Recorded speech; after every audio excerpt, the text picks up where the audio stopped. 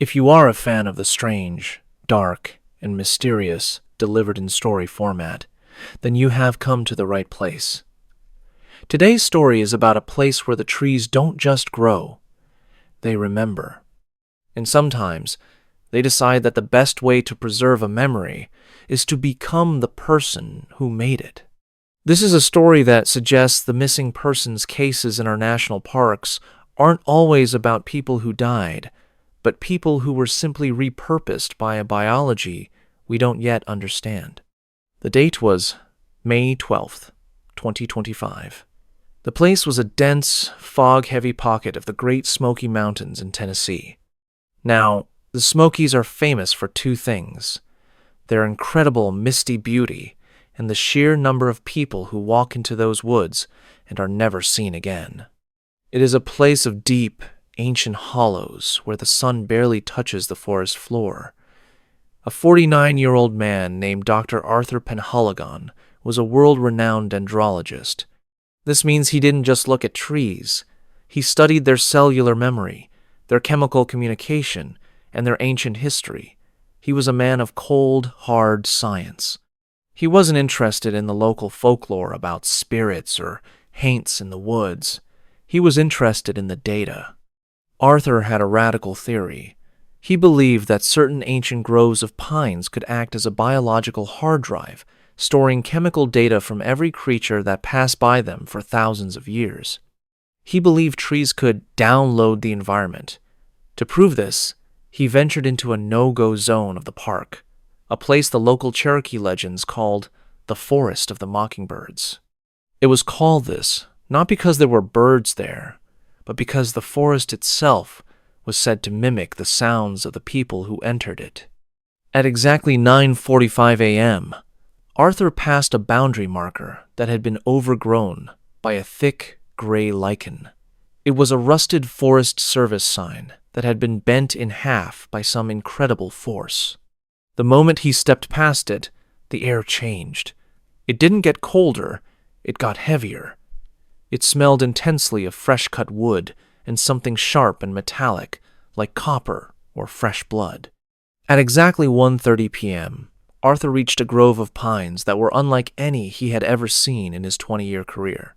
They were perfectly straight, reaching nearly 200 feet into the air, but they had no needles. Their branches were bare and twisted into shapes that looked disturbingly like human limbs reaching for the sky in a state of permanent panic. The bark wasn't brown or gray. It was a pale, fleshy white.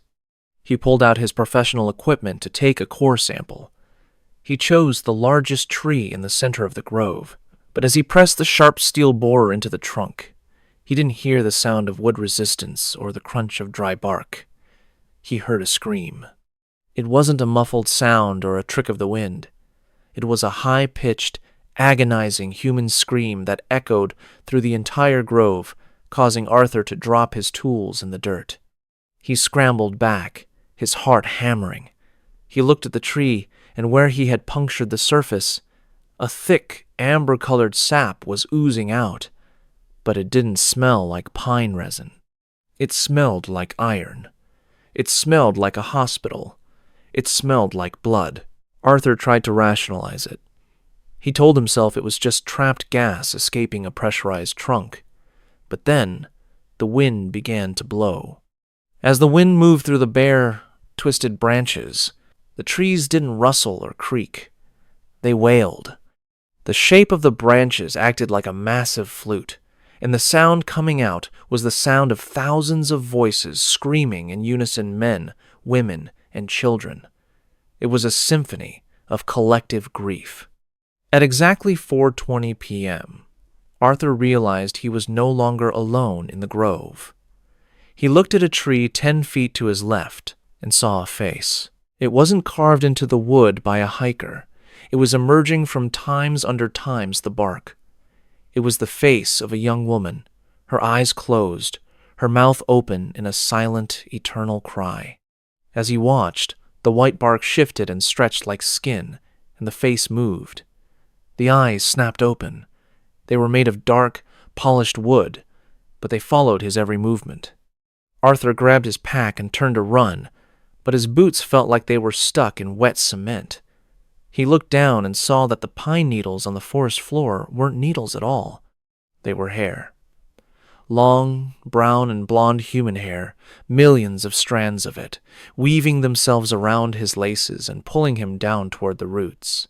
The entire forest floor was a carpet of human remains that had been turned into vegetation.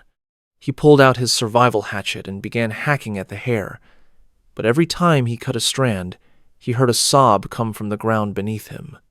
At exactly 6:00 p.m., the sun began to set, turning the white trees a blood-red color. That is when the mimicry reached its terrifying peak. One of the trees, the very one he had bored a hole into, began to split down the middle. The bark didn't just crack.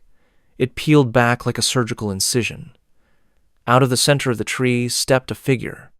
It was tall, thin, and its skin had the texture of rough, unpolished wood. But the face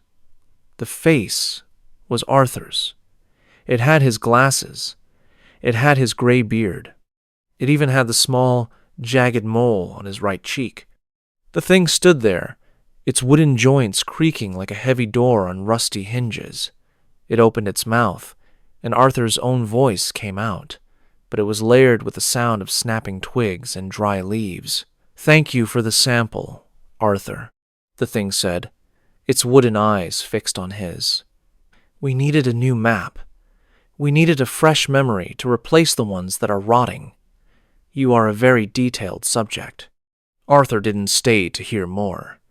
He sprinted through the hair on the ground, his boots slipping on the slick, organic carpet. He ignored the screams of the forest floor as he stepped on it. He ran until his lungs felt like they were filled with broken glass and wood smoke. He didn't follow a trail because there were no trails left, only the trees that seemed to step aside, shifting their positions when he wasn't looking, to let him deeper into the trap. Every time he looked back, he saw his wooden double walking behind him. It wasn't running. It didn't need to. It was moving with the slow, inevitable growth of a forest. At exactly 9:30 p.m., he saw a light through the fog. It wasn't a flashlight. It was the yellow glow of a remote ranger station on the edge of the no-go zone. He burst through the final line of white trees and collapsed onto the gravel of the parking lot.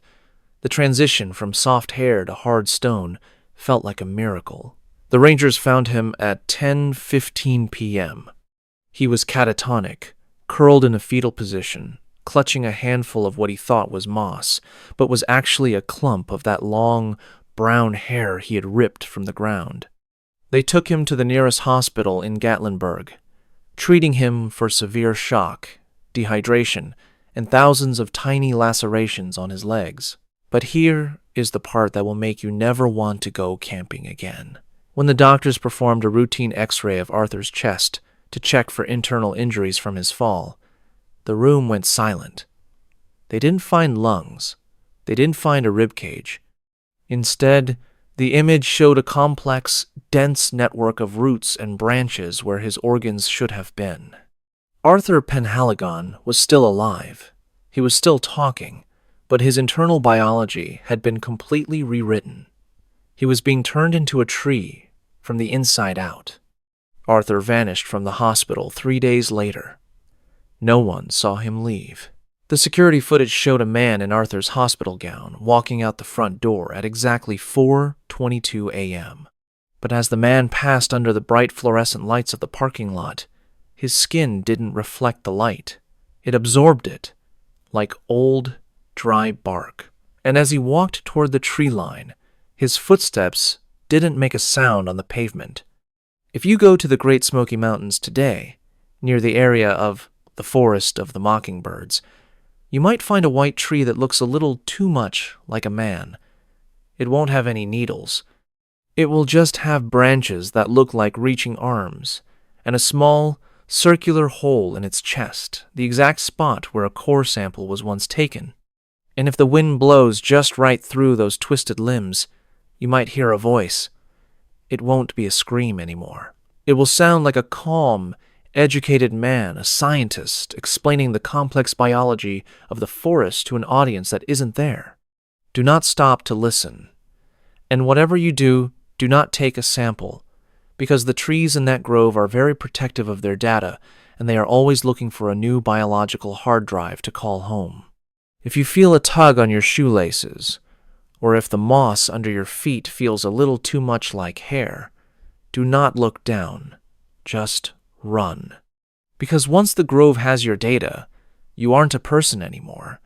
You are just another memory stored in the wood, waiting for the next hiker to come along and give you a new face. Thank you for listening to this story. If you enjoyed this journey into the Forest of the Mockingbirds, please hit the like button and subscribe. We post these strange, dark, and mysterious stories every single week. Until next time, stay on the marked trails and stay safe. If you are a fan of the strange, dark, and mysterious delivered in story format, then you have come to the right place. Today's final story is the one that brings everything together. It is about a boundary, not a boundary on a map, and not a fence made of wire, but a boundary of reality itself. It is a story about a man who found a hole in the world, and once he looked inside, he realized the world had been looking at him his entire life. The date was December 12th, 2025. The place was the Gila Wilderness in New Mexico. Now, for those of you who don't know, the Gila is one of the most desolate, ancient, and unforgiving places in the lower 48 states. It is over 500,000 acres of black canyons, volcanic rock, and ancient cliff dwellings left behind by people who vanished centuries ago. It is a place where the silence is so heavy it actually has a tactile weight to it. A 55-year-old man named Elias Vance was a high-altitude surveyor. He was a man of precision, a man who lived his life by the millimeter. His job was to map anomalies in the terrain, basically. He went to the places that satellites couldn't quite see because of shadows, mineral deposits, or magnetic interference. Elias was a man of cold logic. He didn't believe in ghosts, and he certainly didn't believe in the local legends of the skinwalkers or the shimmering people that the locals whispered about in the diners of Silver City. To him, the world was a grid, and every grid had a coordinate that could be measured, categorized, and conquered. At exactly 8:15 a.m., Elias was hiking near the Mogollon Mountains, carrying a laser rangefinder worth $20,000. He pointed it at a massive canyon wall about 500 yards away to establish a baseline. The digital display should have flashed 500 meters. Instead, the screen flickered and read 0. He frowned, wiped the lens, recalibrated the device, and tried again. 0. He pointed it at a pine tree 3 feet away. 3 meters. He pointed it back at the distant, towering canyon wall. 0. It was as if, according to the physics of light and reflection, that massive wall of rock was standing right in front of his eyeballs. It was as if there was no space between him and the horizon. Elias, being a man of science, assumed it was a hardware malfunction caused by the solar flares reported that morning. He decided he had to investigate the rock face physically. He began to hike toward the canyon, but as he walked, the world began to lag. He would take 10 steps forward, but when he looked back at the tree he had just passed, it was 50 yards away. He was moving through space at a speed that defied human biology. The clouds above him weren't drifting. They were snapping from one position to another, like frames being skipped in a corrupted video file.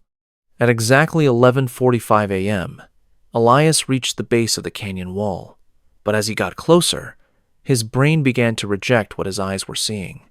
It wasn't rock. It wasn't basalt or granite. The wall was a vertical, vibrating surface of what looked like liquid mercury. It was perfectly smooth, reflecting the desert sky, but the reflection was wrong. In the mercury wall, the sun wasn't yellow. It was a deep, pulsing emerald green. The trees in the reflection had blue leaves, and the mountains behind him were shaped like perfect geometric pyramids. Elias reached out a gloved hand, his curiosity overriding his survival instinct. He expected to touch cold, hard stone or wet liquid, but his hand didn't hit a surface. It just disappeared. He felt a sensation of pins and needles, like his arm had fallen asleep, but 1,000 times more intense. He pulled his hand back, and his heavy-duty work glove was gone. Not torn, not cut, just erased. Where his hand should have been, his skin was now covered in a layer of shifting, iridescent scales that looked like a bird's wing. He didn't feel pain. He felt a sudden, overwhelming sense of clarity. He felt like he could see the code behind the air. At exactly 1:20 p.m., Elias noticed something moving inside the mercury wall. A figure was walking toward him from the other side. It was a man. As the figure got closer, Elias realized the man was wearing a surveyor's uniform identical to his own.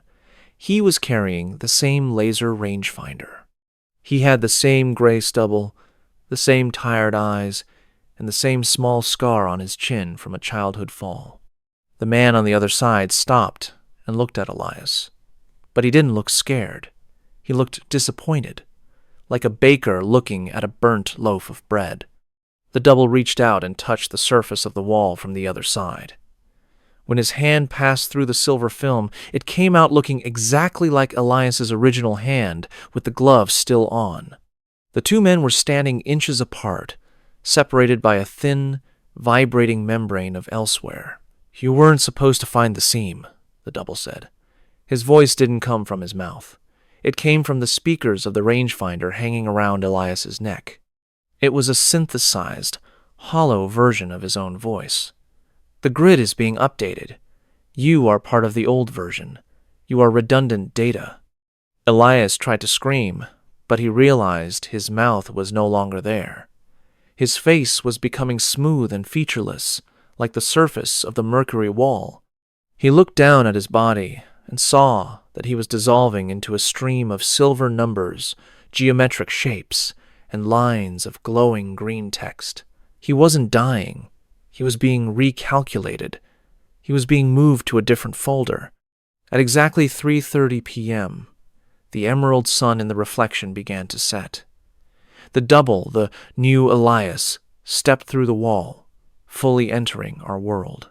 He adjusted his hat, checked his rangefinder, which now read a perfect 500 meters, and began to walk back toward the trailhead with a confident, rhythmic stride.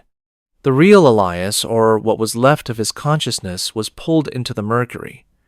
He found himself standing in a version of the Gila wilderness that was made entirely of light, sound, and mathematics. There were no trees, only the times, frequency times of trees. There were no rocks, only the times vibration, times of minerals. He was in the source code. He looked up and saw the seam. It was a giant, glowing golden zipper that stretched across the entire sky, from horizon to horizon, and through the zipper he could see the world he had just left. It was like looking through a window into a house he no longer lived in. He saw his double reaching his truck. He saw his double driving back to the surveyor's office in Silver City. He saw his double walking into his home, hugging his wife, and eating a dinner of beef stew. And then the horror truly set in. The double stopped eating, looked directly into the kitchen window as if looking through the seam, and straight at the real Elias trapped in the light, and he smiled. The double mouthed one word: archived. Elias Vance was never reported missing. He never became a statistic in a missing 411 book, because as far as the world, his family, and the government were concerned, Elias Vance never left. He returned from his trip, he finished his maps, and he lived another 30 years before dying peacefully in his sleep, surrounded by his grandchildren. But the surveyors who inherited Elias's old equipment years later noticed something strange. Every map Elias made after that trip in December 2025 was perfect. They were too perfect. There wasn't a single error, not a single smudge, and not a single missing coordinate in over 1,000 pages of data. But if you looked at those maps under a specific frequency of ultraviolet light, you could see something hidden in the margins, drawn in a substance that wasn't ink. There were thousands of tiny, hand-drawn symbols that looked like eyes, and every single eye was looking toward the center of the map, where a single coordinate was marked with a 0. If you ever find yourself in the Gila Wilderness, or the Smokies, or the Olympic Peninsula, and your GPS starts giving you impossible readings if it tells you that the mountain 10 miles away is actually 0 inches from your face, do not keep walking. If you see a wall of rock that looks a little too much like a mirror, or if the trees start to sound like your own mother calling your name, turn around. Do not try to touch your reflection, because the grid is always being updated. The universe is constantly cleaning its hard drive, and if the system finds 2 versions of the same file, it has to decide which one is the master and which one is the backup. There are places in this world where the render distance is short and the seams are thin. We call them national parks. We call them wilderness. We think we go there to find ourselves. But the things on the other side, they go there to find times us asterisk. To them, we aren't people. We are just data points. And sometimes, data needs to be refreshed. Elias Vance is still there, in the Gila. He isn't a man anymore. He is the sound of the wind through the canyons. He is the static on your radio. He is the reason your compass spins when it should be still. He is archived, waiting for the next update, waiting for the system to crash so he can finally step back through the seam. Until then, stay safe, stay on the grid, and whatever you do, do not look at the 0. Because once you see the hole in the world realizes there is a hole in you. Thank you for joining us for this marathon of the strange, dark, and mysterious. If you enjoyed these 5 stories, please hit the like button and subscribe. We post these journeys into the unknown every single week. Until next time, keep your signals strong and your eyes on the trail, because you never know when you might step off the map and into the bin. Good night. If you are a fan of the strange, dark, and mysterious delivered in story format, then you have come to the right place. Today's story involves a man who did everything right. He was prepared, he was experienced, and he knew the rules of the wild. But as he was about to find out, the wilderness has its own set of rules, and those rules do not care about your experience or your gear. The date was November 3rd, 2025. The place was the high country of the Bitterroot National Forest in Montana. Now, for those of you who don't know, the Bitterroot is about as rugged as it gets. It is over 1.5 million acres of jagged granite peaks, deep canyons, and timber so thick you can't see 5 feet in front of your face. It is a place where people go to get lost, and unfortunately, a place where many stay lost forever. A 38-year-old man named Caleb Ross was what you would call an elite survivalist. We are not talking about a weekend warrior who bought some gear at a big box store because he watched a reality show. Caleb was a guy who would disappear into the mountains for weeks with nothing but a fixed blade knife, a ferro rod, and a wool blanket. He had navigated the swamps of Florida and survived the biting cold of the Alaskan interior. He was the kind of person who felt more at home in the woods than in a grocery store. At exactly 10:15 a.m., Caleb stepped off the marked trail near Trapper Peak. His plan was a 3-day solo cross-country trek. He wanted to test his ability to navigate without a GPS, relying only on a topographical map and his silver pocket compass. He wanted to feel that raw connection to the earth that only comes when you are truly isolated. The first few hours were perfect. The Montana air was crisp, the larch trees were a brilliant gold, and the only sound was the rhythmic crunch of frozen pine needles under his boots. Caleb was in his element. He felt invincible, But at exactly 4:44 p.m., as the sun began to slide behind the sharp ridges, the vibe of the forest shifted. It was like someone had flipped a switch from peaceful to predatory. Caleb stepped into a small, circular clearing. In the center of this clearing were 3 deer. Now, seeing deer in Montana is about as common as seeing a car in a parking lot. But these deer were wrong. They were standing in a perfect equilateral triangle, facing inward toward each other. Their heads were bowed low, their noses almost touching at a single point on the ground. They were completely motionless. Caleb stopped. He waited for them to bolt, for them to catch his scent, but they did not move. No ear flick, no tail twitch. They looked like taxidermy statues dropped into the middle of the wilderness. Caleb felt a wave of cold that had nothing to do with the temperature. He did not want to disturb whatever this was, so he backed away slowly, never taking his eyes off them, and took a long detour around the clearing. By 6:00 p.m., it was getting dark fast.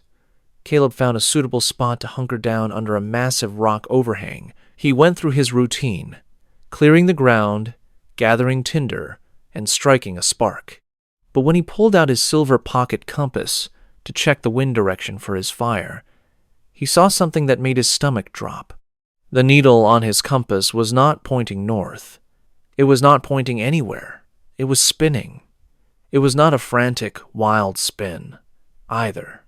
It was moving slowly and rhythmically, almost like it was pulsing to the beat of a heart.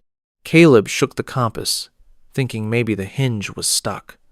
He checked for any metal objects nearby. Nothing. He tried to ignore it and focused on his fire.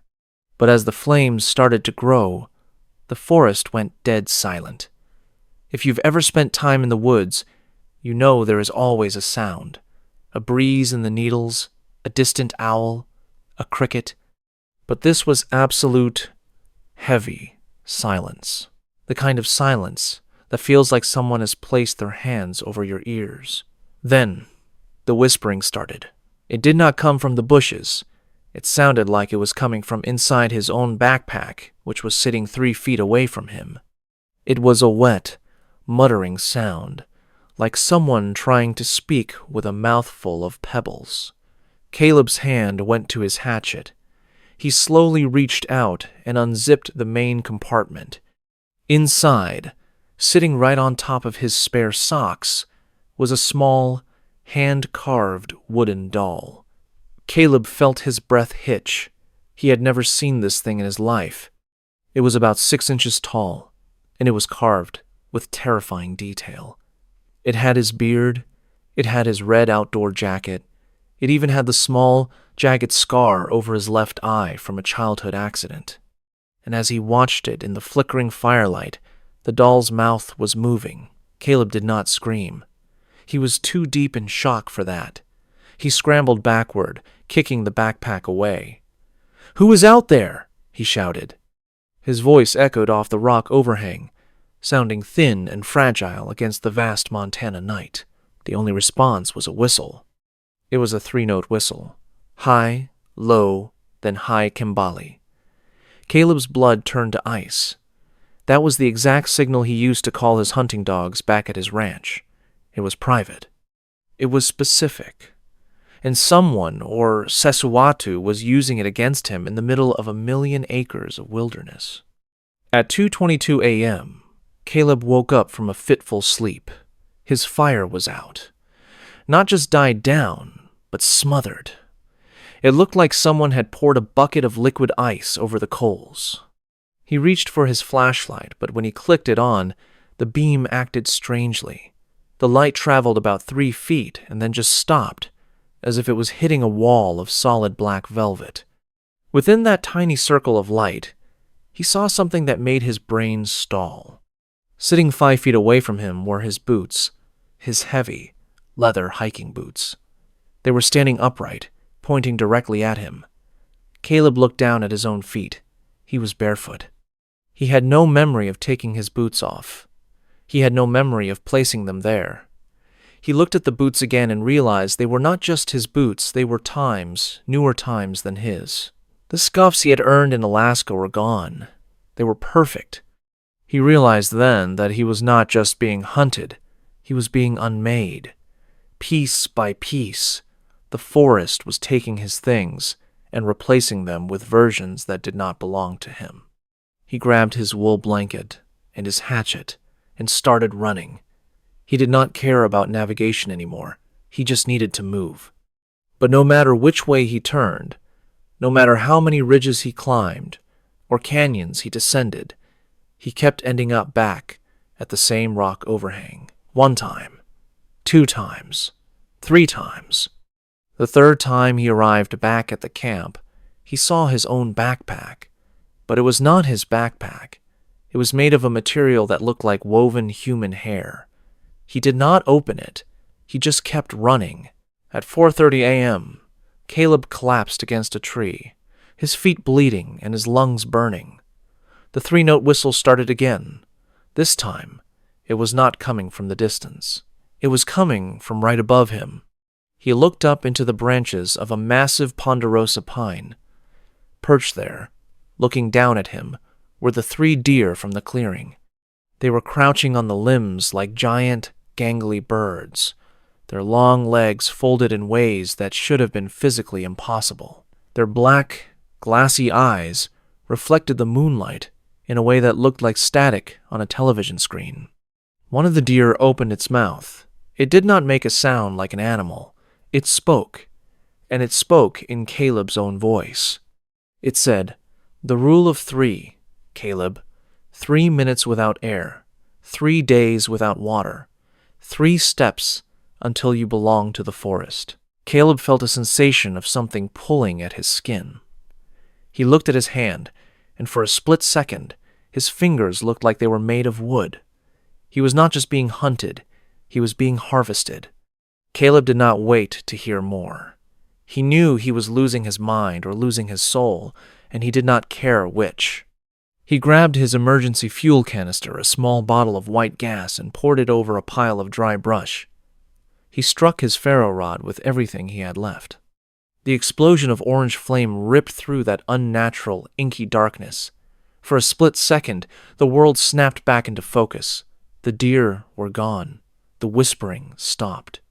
The forest felt like a forest again. Caleb saw a gap in the trees that looked like a real path, and he ran. He ran until his heart felt like it was going to burst through his ribs. He did not stop until he felt the hard, cold sensation of asphalt under his feet. He had reached a Forest Service road. It was 7:15 a.m. He found his truck exactly where he had left it. He dove into the driver's seat, locked the doors, and drove until he saw a ranger station. He did not go inside to tell a story about monsters. He was a survivalist. He knew people would think he had a psychotic break from the isolation. He just grabbed the radio and called 911. When the authorities arrived, they found Caleb shivering in the back of his truck. He had mild hypothermia and some nasty cuts on his feet, but he was alive. One of the deputies, a guy named Miller who had known Caleb for years, walked up to him to give him a blanket. Miller paused and looked at Caleb's red jacket. "Hey, Caleb," he said, sounding confused. "When did you get the custom stitching done?" Caleb looked down. On the left breast of his jacket, where there used to be a professional brand logo, there were now words stitched into the fabric in thick, black thread. It was in Caleb's own handwriting. It read, "Asterisk, property of none, asterisk." Caleb did not say a word. He went home. He sold his ranch, and he moved to a high-rise apartment in the middle of a concrete city where he could not see a single tree from his window. He stayed away from anything green. But here's the part that keeps Caleb up at night. A few days after he got back, he was taking a shower and he looked in the bathroom mirror. The small, jagged scar over his left eye, the one he had carried since he was 10 years old, was gone. His skin was perfectly smooth, like a new piece of furniture. And when he finally got the courage to open his old hiking backpack to throw it away, he found something in the bottom. The wooden doll was gone. In its place were Artiga gold larch needles, laid out on the nylon fabric in a perfect, equilateral triangle. Caleb Ross never went back to the mountains, because he knows that out there, in the deep timber, you are not an elite survivalist. You are just a temporary occupant, and eventually, the host is going to want its house back. If you ever find yourself in the Bitterroot National Forest and the wind dies down, and you hear a 3-note whistle, do not whistle back. Just keep walking, because once they have your voice, they are coming for the rest of you. And the scary part is, you might not even realize you have been replaced until you look in the mirror and see a stranger's face with your own eyes.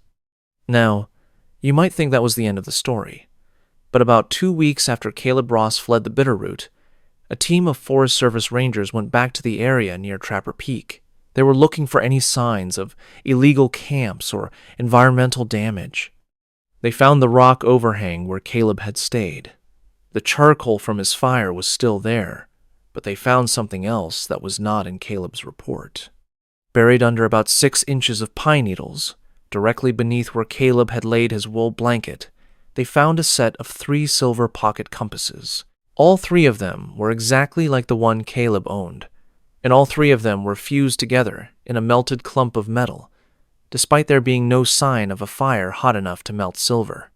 The lead ranger, a veteran with 20 years of experience, also reported finding a circle of trees about a mile away. These trees, all ponderosa pines, had grown in such a way that their branches had intertwined to form a perfect dome over a small patch of ground. Inside that dome, the ground was perfectly flat and covered in a layer of fine gray dust. Analysis of the dust later revealed it was composed of organic matter, mostly skin cells and hair, all belonging to the same individual. The DNA matched Caleb Ross, but when the rangers looked at the dates, they realized the dust had been there for decades. It was as if Caleb had been unmade in that forest long before he ever stepped foot in it on November 3rd. The Forest Service officially closed the case as unexplained phenomenon, a common label for the thousands of disappearances that happen in the American National Park System every year. But the rangers who were there that day, they don't go back to Trapper Peak. They know that some places on this earth are not meant for us. They are pockets of something older, something that operates on a logic we can never understand. So, if you are planning a hiking trip this weekend, do yourself a favor. Stay on the trail. Keep your GPS on, and if you see 3 deer standing in a triangle, don't stop to take a photo. Just turn around and go home. Because the forest is always watching, and it has a very long memory. And it is always looking for new pieces to add to its collection. This story serves as a reminder of the missing 411 phenomenon that has gripped the Pacific Northwest for years. People disappear in the woods under impossible circumstances, sometimes found miles away in areas they couldn't possibly have reached, or sometimes never found at all. Caleb Ross was one of the lucky ones. He got out. But did he really? If his scar is gone, and his jacket is changed, who exactly is sitting in that high-rise apartment in the Midwest? We may never know. But the next time you are in the woods, and you feel that sudden, heavy silence, just remember Caleb, and remember the rule of Tiga. 3 minutes without air, 3 days without water, and 3 steps until you are gone. Thank you for listening to this story. If you enjoyed it, please hit the like button and subscribe for more strange, dark, and mysterious content. We post stories like this every week. Until next time, stay safe out there. If you are a fan of the strange, dark, and mysterious delivered in story format, then you have come to the right place. Today's story is about a group of friends who wanted to escape the noise of the digital world, only to find themselves trapped in a place where the laws of physics, the flow of time, and the very fabric of their existence had been moved to a trash folder. It is a story that will make you look at your cell phone signal bars in a completely different way. The date was August 19th, 2025. The place was a remote, unnamed valley tucked deep within the high Uintas wilderness in Utah.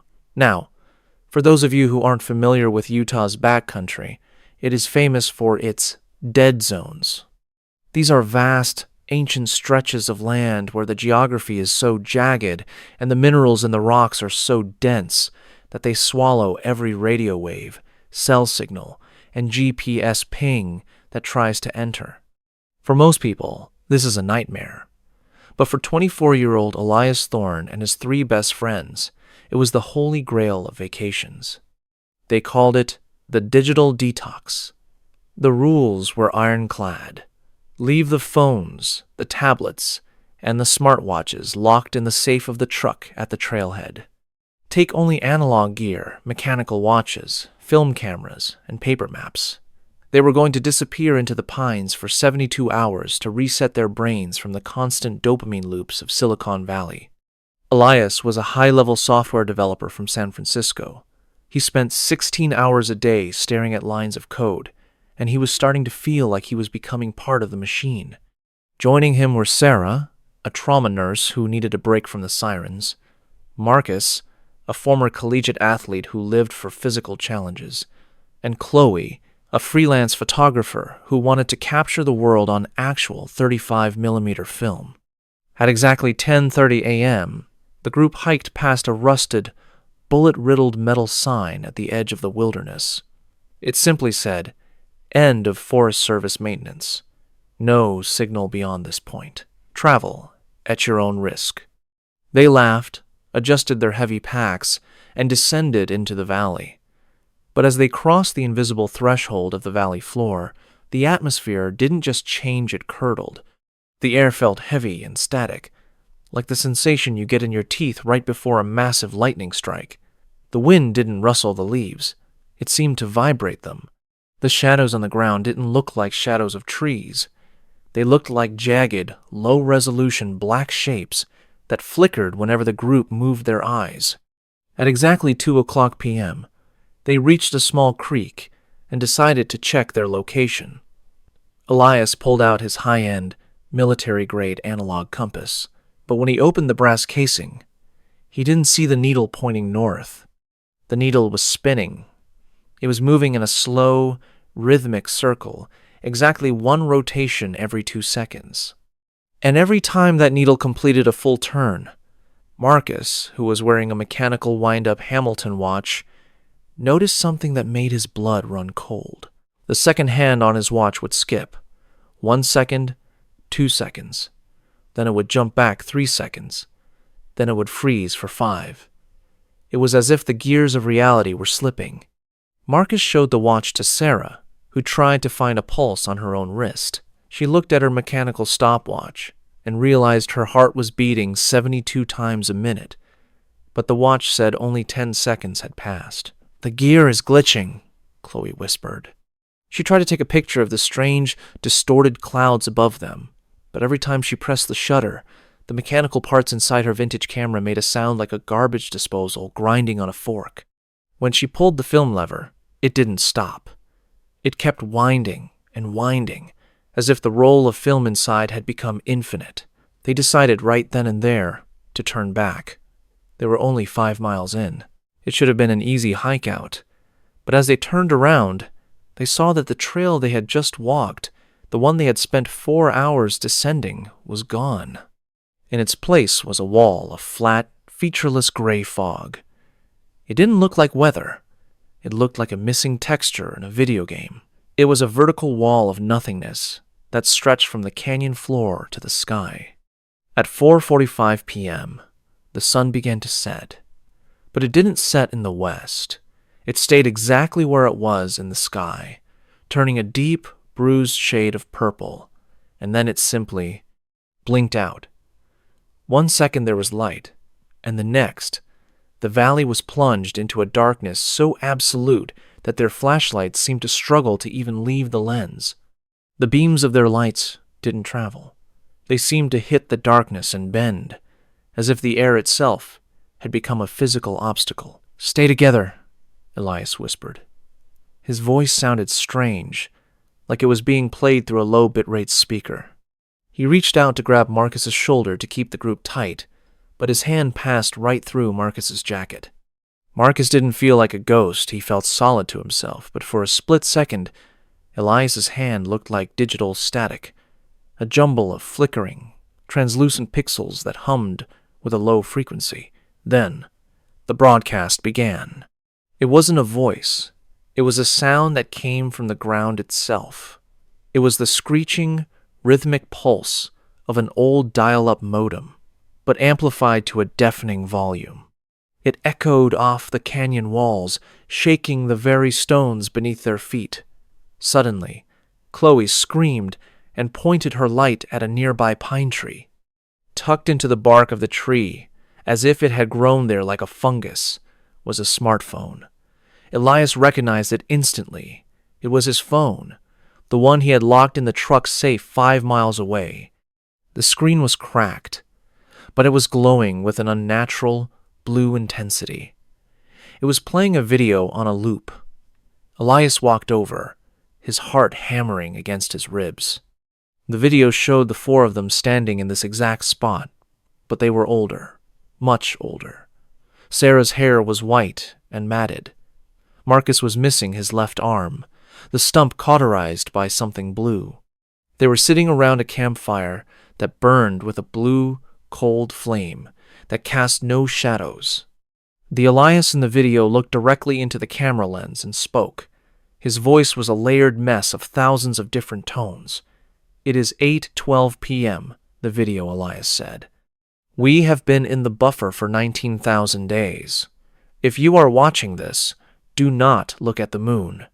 The moon is the eye of the compiler. If you look at it, you will be rendered." Everyone instinctively looked up.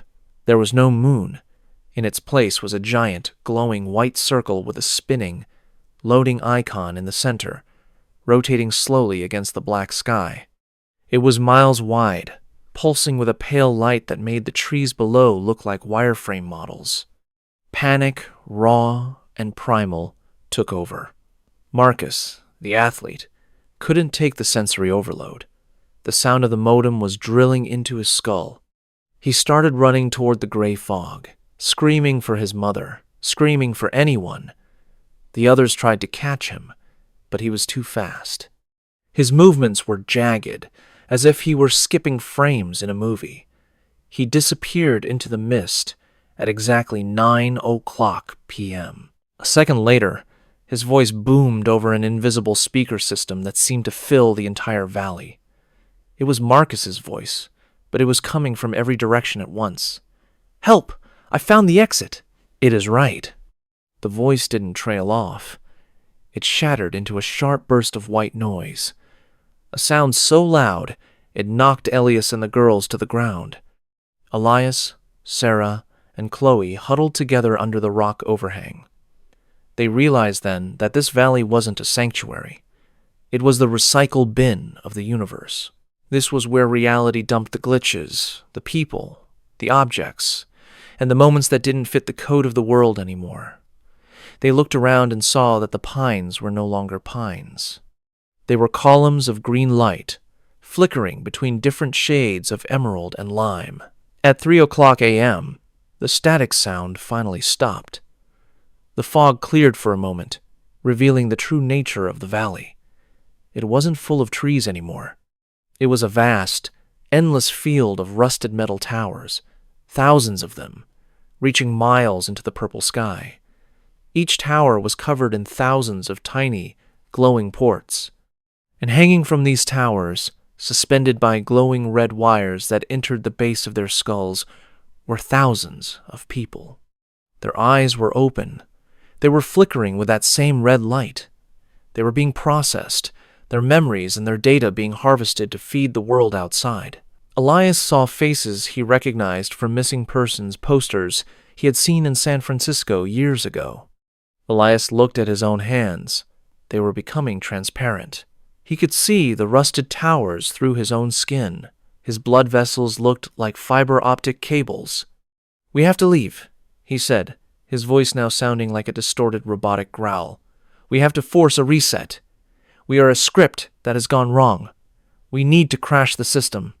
He remembered a theory he'd read about in graduate school about how systems react to a critical error. If a piece of data becomes too corrupted, the system tries to eject it before it infects the rest of the drive. He grabbed a high-intensity flare from his pack. He didn't aim it at the sky. He aimed it at the ground at the exact spot where the modem sound was loudest, where a cluster of blue wires was emerging from the dirt.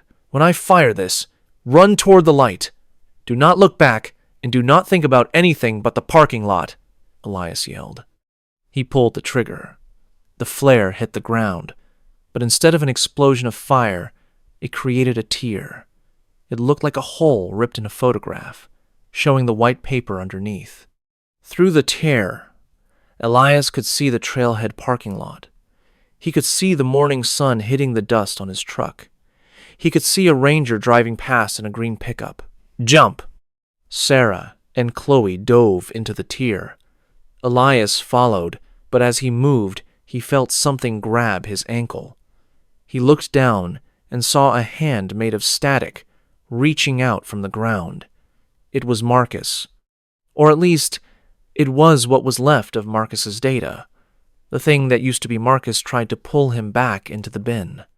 Elias kicked it away, feeling a sensation like his entire body was being compressed through a needle.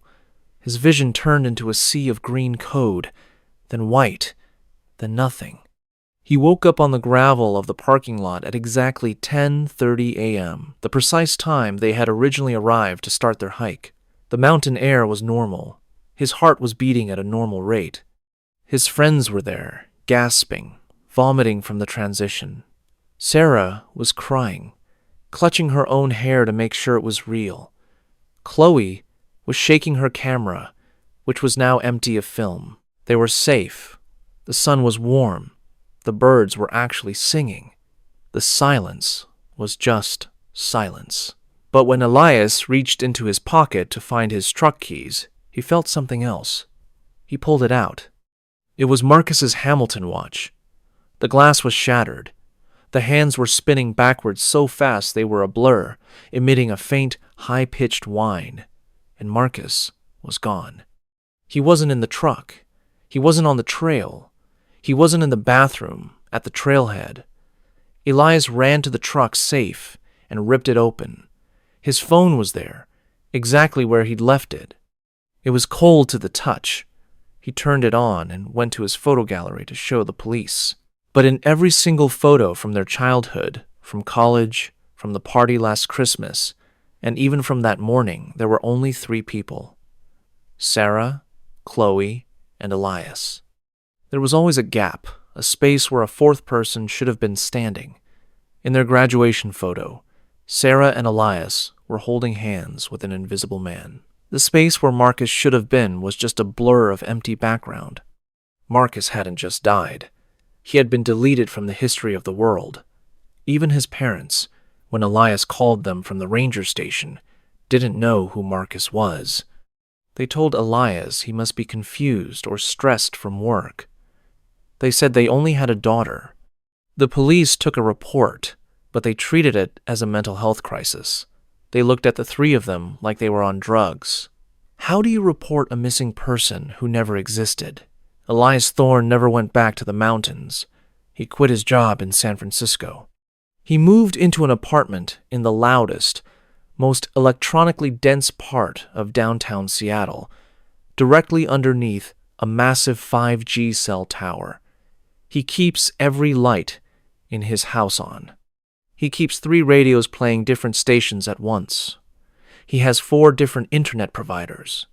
He wants the noise. He wants the signal. He wants to be so deeply connected to the network that the universe can never mistake him for a glitch again. Because he knows that in the quiet places, where the bars on your phone drop to 0, the world stops being real. He knows that the wilderness isn't just nature, it's a gap in the coverage. And if you stay in those gaps too long, the compiler might just decide you are a piece of corrupted code that needs to be removed.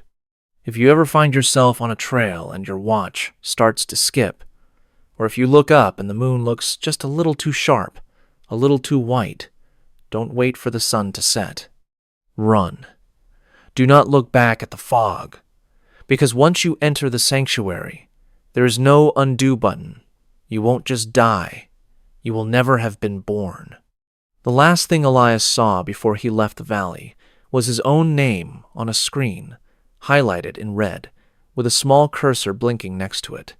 The cursor was moving toward the backspace key. He doesn't sleep in the dark anymore, because every time he closes his eyes, he hears that dial-up modem sound, and he wonders if he's still in the truck, dreaming of a world that has already deleted him. Stay safe, keep your signal strong, and whatever you do, do not look at the loading icon in the sky. Thank you for listening. If you are a fan of the strange, dark, and mysterious delivered in story format, then you have come to the right place. Because today's story is about a man whose job was to protect the wilderness, but he ended up needing protection from something the wilderness had created.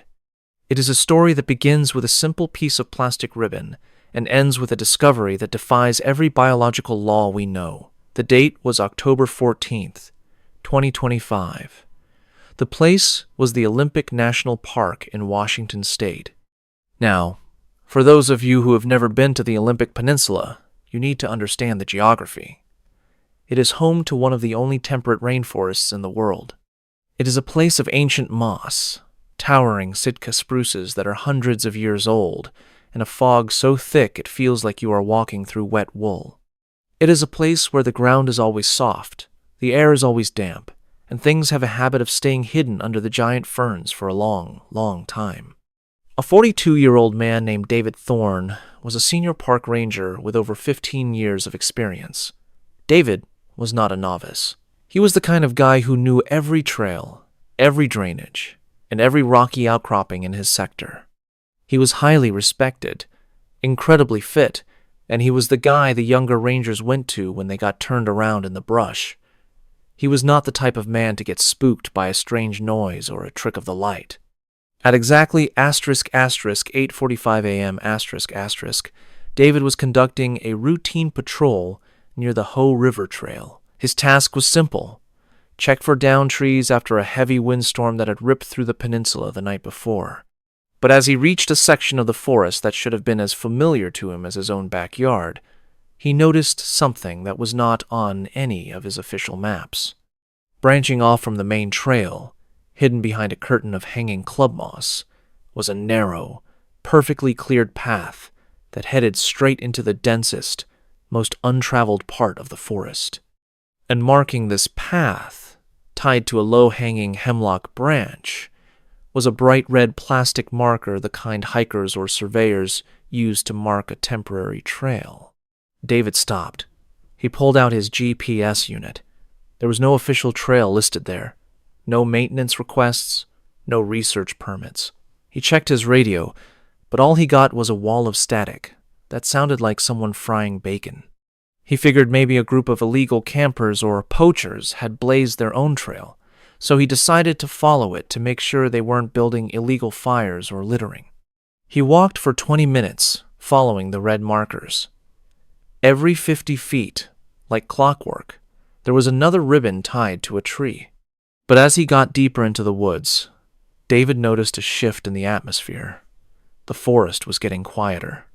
Not just nature quiet, but dead silent. The birds had stopped singing. The wind had stopped moving the canopy. Even the sound of his own heavy boots hitting the soft earth seemed to be swallowed up by the moss. At exactly **10:32 a.m., David reached for one of the red markers to tear it down. But as his fingers made contact with the material, he recoiled in pure, instinctual disgust. It wasn't plastic. It wasn't vinyl. It felt warm to the touch. It was slightly damp and had a texture that was strangely fibrous, like a strip of raw, sun-dried steak. David's heart began to pick up speed. He pulled out his pocket knife and sliced a small piece of the ribbon. Instead of shredding like plastic, the marker began to bleed. A thick, dark crimson fluid, almost black, oozed out of the cut, dripping slowly onto the mossy ground. David watched, mesmerized and horrified, as the liquid didn't just sit there. It seemed to be absorbed by the moss with a faint, slurping sound. He looked ahead and saw that the trail was changing. The markers weren't just tied to the trees anymore. The red material was now growing out of the bark itself, winding around the trunks like massive, pulsating veins. The further the trail went, the more it looked like the forest was being covered in a layer of living, breathing muscle. David decided right then that he had seen enough. He was a professional, and his gut was screaming at him to get out. He turned around to head back to the main Ho River Trail, but when he turned, the path he had just walked was gone. In its place was a wall of thick, pulsating red vines that had grown across the gap in a matter of minutes. They were wet, slick, and moved with a slow, peristaltic motion, like an esophagus. He looked at his watch. It was asterisk 11:15 a.m. ***. He looked at his compass, but the needle was useless. It was pointing toward the center of the red trail. No matter which way he turned his body, he was being pulled inward. With no other choice, David kept moving forward, deeper into the core. As he walked, the ground beneath his boots started to feel soft, not like mud or peat, but like stepping on a mattress. Every time he took a step, the ground would groan, and a faint, rhythmic thumping could be felt through the thick soles of his boots. It was a vibration that traveled up his legs and settled in his chest. It was a heartbeat, a massive, subterranean heartbeat that seemed to encompass the entire valley. At ***1:45 p.m. David stumbled into a wide clearing. In the center of this clearing was a large, humped shape covered in a thick, matted layer of the red muscle fibers and gray lichen. As he got closer, his brain struggled to process what he was seeing. It was a vehicle. It was an old Forest Service truck, a 1991 Ford, its white paint barely visible under the red growth. He recognized the unit number on the door, 704. David's breath hitched. He knew that number. Unit 704 belonged to a ranger named Elias Vance. Elias had gone missing in this exact sector in October of ***1994 for 30 years. The search for Elias Vance had been one of the biggest cold cases in Washington history. They had found nothing, no clothes, no truck, no tracks. The truck was suspended 3 feet off the ground by the red veins, which had grown through the windows, the tires, and the engine block, anchoring it like a fly in a spider's web. David forced the rusted door open. The interior of the truck didn't smell like rot. It smelled like ozone and iron. Sitting in the driver's seat was a figure. It wasn't a skeleton. It was a man, or what used to be a man. He was completely encased in the red fibers, his skin replaced by that same raw, muscular texture. His eyes were wide open, but they weren't human eyes anymore. They were flickering red orbs that pulsed in time with the heartbeat of the forest. The figure's mouth opened, and a sound came out. It wasn't a voice. It was the sound of a radio transmission. Specifically, it was the sound of David's own radio call from 10 minutes ago. It played back his own heavy breathing and the sound of his boots on the moss with perfect, digital clarity. Observation number 8. A voice whispered from the dashboard of the truck. It was David's own voice, but it sounded older, more tired, as if it had been speaking for 1,000 years. Subject Thorn has reached the core. Initiation beginning.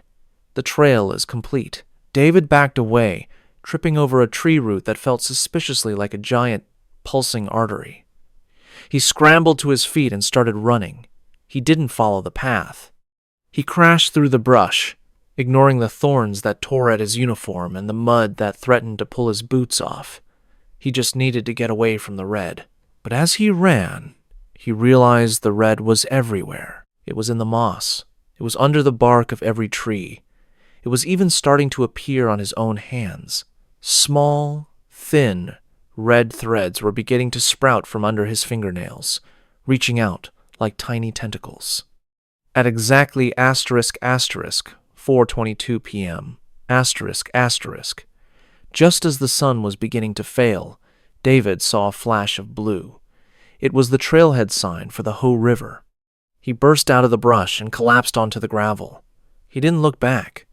He didn't check his gear. He jumped into his truck, started the engine, and drove until he reached the nearest hospital in Port Angeles.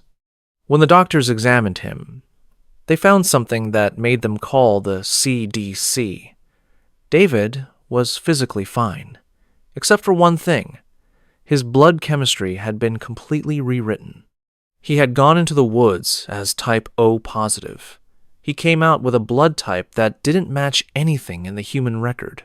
It was thick, dark, and contained cellular structures that looked more like fungal spores than human blood cells. David Thorne resigned from the Park Service the very next day. He didn't give a reason.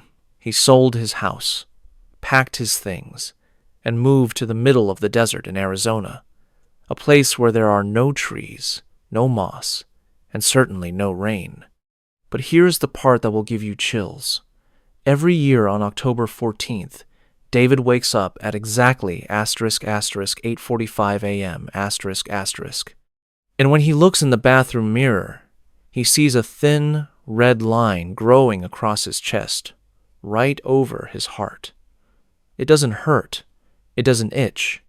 But every year, it gets a little longer, a little thicker, and a little more like the texture of that red ribbon.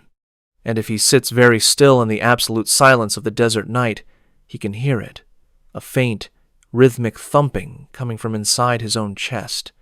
It isn't his heart.